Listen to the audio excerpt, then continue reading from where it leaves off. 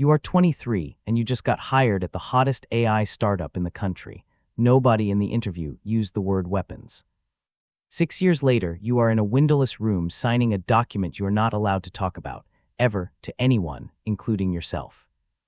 This is your life as a defense tech engineer. Every level pays better. Every level costs more. You will not notice which one broke you until it already has.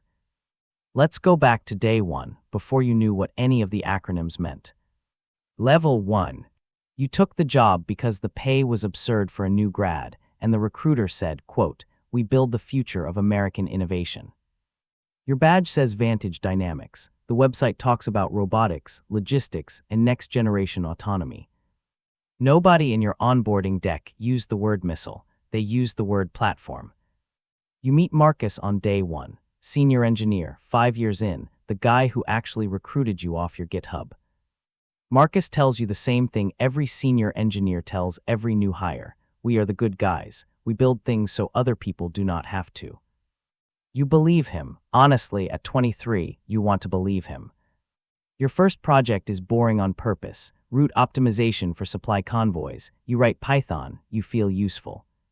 You meet Priya at a mutual friend's rooftop thing. She is a human rights lawyer. She asks what you do, and you say, logistics software.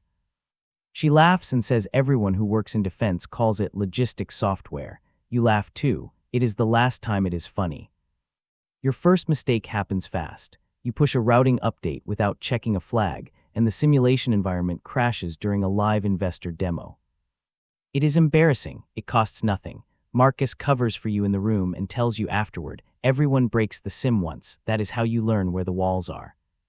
6 months in, you get invited to a meeting with no calendar title, just a room number. Inside, someone from the board explains that your route optimization work is being folded into a new contract. A bigger one, a classified one. You sign an NDA before you are even told what the project is called. You do not ask questions. New grads do not ask questions. That night you tell Priya you got put on a bigger project. You do not tell her what kind. You do not fully know yet either. Your offer letter said software engineer. Your new badge access says something else. The new floor is quieter, fewer windows, more cameras. Marcus meets you there with a badge of his own and a grin that is a little too practiced. Welcome to the real work, he says. You still do not know what the project builds. You know it pays 40% more than your old team. You take the raise. Everyone takes the raise. Level 2. You are officially an ML engineer now. Your job is to make a targeting model faster and more accurate. Nobody calls it a targeting model out loud. The internal name is Project Clearsight. It sounds like an eye exam. It is not an eye exam. You tell yourself the model just classifies objects, a truck, a building, a person, that is all. Classification is not a decision. Marcus is your tech lead now. He has a system for the discomfort. He calls it staying in your lane. You start working 60-hour weeks. The comp is generous. The Slack channel never sleeps. Priya asks why you are always on your laptop at dinner now. You say it is just a crunch period. Crunch periods keep happening. Level 3. You get promoted to senior ML engineer 8 months later. The badge scanner turns a deeper shade of green. As senior engineer, you finally own a full module, object classification confidence scoring. Your name is on the commit history now, not just the code review. Mistake 2 happens during a live field exercise. Your confidence scoring model misclassifies a civilian vehicle as a target class for 4.2 seconds. 4.2 seconds is not enough time for anything to happen. That is the phrase everyone repeats afterward. Not enough time for anything to happen. The incident gets logged as a false positive resolution event. It never gets logged as anything closer to the truth. Marcus takes you out for drinks that night. He tells you the story of his own first incident, 3 years before yours. He still remembers the exact time stamp. He tells you it gets easier. He does not tell you that easier and numb are the same word wearing different clothes. You go home and do not tell Priya about the 4.2 seconds. You tell yourself it is classified. Really, it is easier to just not say it. Priya notices something anyway. She always does. She is a lawyer. Reading what people do not say is her entire job. You throw yourself into the work instead of the conversation. Within a year, you are leading the confidence scoring team. Leading the team means more access. More access means more meetings with no calendar titles. In one of those rooms, the board tells you Clearsight has a new client, overseas. High priority, fast timeline. You ask for the first time out loud what the model is actually being used for. The room goes quiet for a second too long. Someone says you have access to what you need to do your job. Level 4. As tech leads, you get read into more of the program than you ever wanted. Clearsight is not one model. It is a pipeline. You are one link in a chain you cannot see the ends of.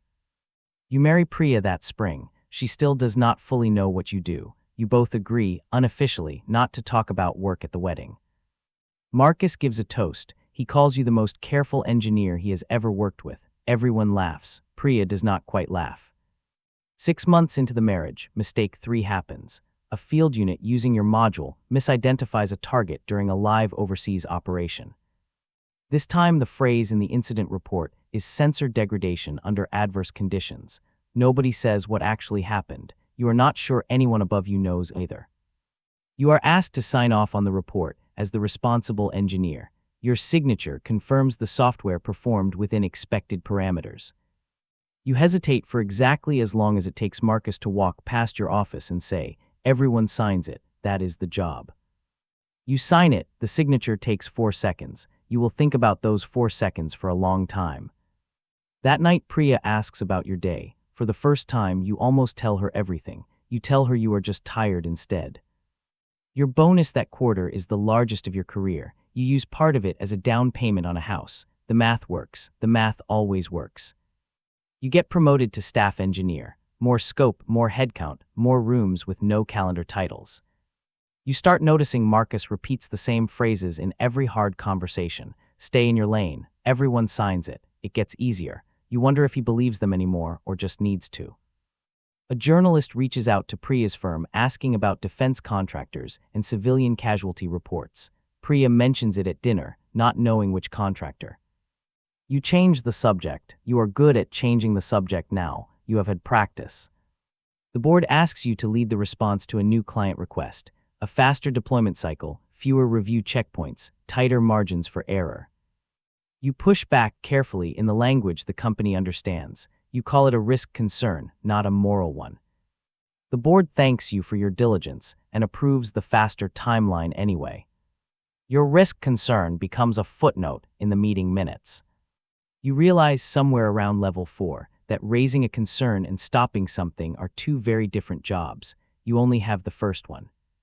Priya gets pregnant that fall. You tell yourself you will figure the rest of it out later. Later becomes a very useful word.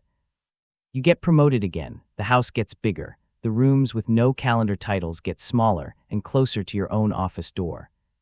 Level 5. As principal engineer, you report almost directly to the board now. Marcus reports to you. The org chart has quietly flipped. Marcus takes it well mostly. He says he always knew you would pass him. He says it 3 different times in 3 different weeks. Your daughter is born that winter. For 2 weeks, the office does not exist. It is the calmest you have felt in 6 years. You go back to work with a new kind of fear, not fear for yourself anymore, fear of what you are building a world for. Mistake 4 is the big one, the one that ends up in an actual newspaper, even if your company's name never makes the headline. An autonomous unit, using an updated version of your model, operates outside its intended parameters during a live deployment. The internal review takes 4 minutes to reach a conclusion. You are on that review. The conclusion is the same phrase, dressed up in slightly more sophisticated language. Operational parameters exceeded due to environmental variance. You know it is not environmental variance. You built the confidence threshold yourself. You know exactly which number was moved and by whom. The change was authorized by the board 3 weeks before the incident to hit the faster deployment timeline you had already flagged as a risk. Priya calls that night, upset about the news story her firm is now quietly investigating. She does not know it is your company. You do not tell her. You go to Marcus's office that night, the first honest conversation you have had with him in years. You ask him directly, does any of this still bother you? Marcus is quiet for a long time. Then he says if it still bothered me, I would not be able to keep doing it. So no, not anymore. It is the most honest thing he has ever said to you. It is also the most frightening because you recognize the shape of it. You are halfway there yourself. The board offers you a choice framed as a formality: confirm the incident report as written, or request a formal investigation that could delay 3 active contracts. You think about your daughter, you think about the mortgage, you think about the 4 seconds it took to sign the first report years ago. You check the confirm box, it takes 4 seconds again, you notice that this time too. You get a formal commendation for handling a sensitive situation with discretion. There is a small plaque, you put it in a drawer, not on the wall. Priya's firm eventually drops the investigation. Not enough evidence, they say. You never tell her how much evidence you actually have. That is the version of the story where you keep your family, your house, and your title. It is also the version where something quiet in you stops arguing back. The board promotes you not long after. They call you exactly what they once called Marcus: dependable. Level 6. As director, you no longer write code. You write approvals. Your signature is now worth more than your ideas ever were. Marcus reports to you fully now. In meetings, he defers to you the way he used to defer to the board. You are not sure when that happened. Your daughter starts kindergarten. You make it to the first day. You miss most of the rest because director level has its own kind of clock. Mistake 5 is not really a mistake. It is a decision, which is worse. An internal audit finds that the confidence threshold changed years ago. The one behind mistake 4 was never actually reverted after the incident. It has been running that way ever since. You are the only person in the building who can order it fixed immediately, publicly, and take responsibility for how long it went unfixed. You are also the only person who signed off on it in the first place, years ago, in 4 seconds. Priya calls that same week. Her firm has reopened the investigation, this time with a whistleblower on the inside. She still does not know it is you they might be looking for, eventually. You call Marcus into your office. You ask him what he would do if he were you right now tonight. Marcus says nothing for a long moment. Then he says, I have been asking myself that question every night for 3 years. I still do not have an answer for you. For the first time in the whole story, Marcus is not the one with a script. That should scare you more than it does. The board schedules a meeting for the next morning. Same white table, same silhouettes, same 2 boxes waiting to be checked, dressed in slightly different words. You go home first. You sit outside your daughter's room and listen to her breathing for a while before you go to bed. Priya finds you there. She does not ask what is wrong. She just sits down next to you, the way she has for 6 years, waiting for you to be ready to talk.